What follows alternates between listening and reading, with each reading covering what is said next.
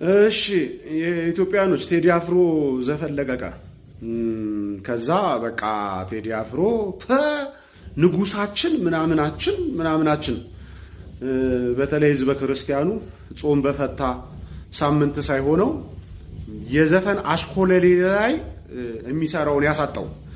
እኔ ነኝ መነግራችሁ። መቼም ማን ይነግራችኋል? ኮምፕሮማይዝ ነው። ሁሉም ተመቻምቾ ነው የሚኖረው። በቃ እናንተና እንዳይጠሉት እናንተና ፎሎ አላደርግም እንዳይሉት ለዴንታ ግን በዚች ደቂቃ እኔን እየሰማ ስለሆነ በግድ ትሰማኛለህ። ምን ልልፈልጌ ነው ስለ ቴዲ አፍሮ። በመሰረቱ እኔ እንደ አንድ ክርስቲያን ዘፈን አድማጭ አይደለሁም በጭራሽ። መቼም ዘፈን አላደምጥም ስለ ደግሞ ታክሲ ውስጥም ምን ውስጥም ተከፍቶ ሰማዋለሁኝ። መስማትና ማድመጥ በጣም ይለያያል። እሺ ማድመጥ ማለት ወደ ውስጥ ሴንስ ማድረግ ነው። እሱን ደግሞ አላደርገውም።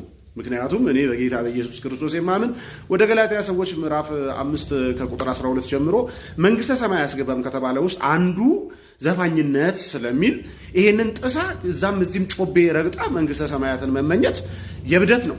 ወደ ዋናው ስቱዲዮ ስመለስ ቴዲ አፍሮ በጣም ሞገደኛ ነው። ሞገደኛ ነው የምላችሁ ምንድነው?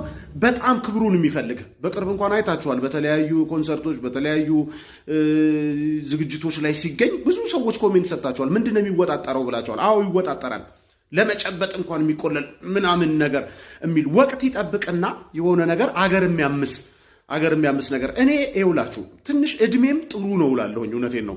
በተለይ ጎረምሳው የምትፋን ነው እድሜ ትንሽ ብትጠግብ እንደኛ ጥሩ ነበረ። በቃ እግዚአብሔር ቢያደርስህና ምክንያቱም የሚያወሩልህንና የሚኖሩልህን ሰዎች እንድትለይ ማለቴ ነው። ደግሞ ብልጽግና በለኝ እኔ ብልጽግና ምንም አይደለም፣ ባጥሩም አልሄድኩኝም፣ ግን እውነትን እንናገራለን። ወቅት እየጠበቀ የትም በርገሩን አሁን ይዘጋጅላል። የሆነ ነገር ሲኖር እሱ ቱር ብሎ አውሮፓ ይሄዳል። ኢትዮጵያኖች ምን ይላሉ እስቲ ኦንላይን ገብቶ ያይሃል፣ ስትፋጅ ያይሃል። ገብቷል። ስለዚህ የኢትዮጵያን ችግር ምናምን የሚኮርኩሮ የሚያስቀኝን አይደለም እኔ የምፈልገው። በስነ ስርዓት ወደ ውስጤ የሚያስደስተኝን ነገር ከቶ የሚያስቀኝ ነው የምፈልገው እንጂ እያለቀስክም ልትስቅ ትችላለህ፣ ኮርኩሮ ሲያስቀ ማለት ነው። እና ይሄ የሚወጣጠር ሞገደኛ ሰውዬ እኔ እውነቴን ነው የምነግራችሁ ከድሮም ባህሪውን አልወደውም።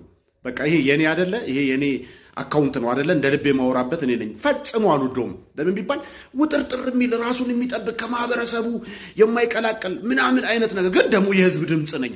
እንደዚህ አይነት ቋንቋ የለም። በቃ የትም ኮንሰርቱ ምኑን ለቃቅሞ የራሱን በርገርና ፒዛ ሲበላ የከረመ ትውልድ አንዲት ቀን ለህዝቡ ምንም መዋጮ ያላደረገ የሆነች ወቅት ይጠብቅና ልታይ አይነት ነገር። እኔ ቴዲ አፍሮን ብትነቁበት እውነቴን ነው እንደዚህ አይነት ሰዎች አሉ። በተለይ እሱ ወቅት ጠብቆ ሾካካ ነገር ነው። እውነቴን ነው። ይሄ ማመስ ህዝቡን ማመስ ምን ተጠቅመዋል?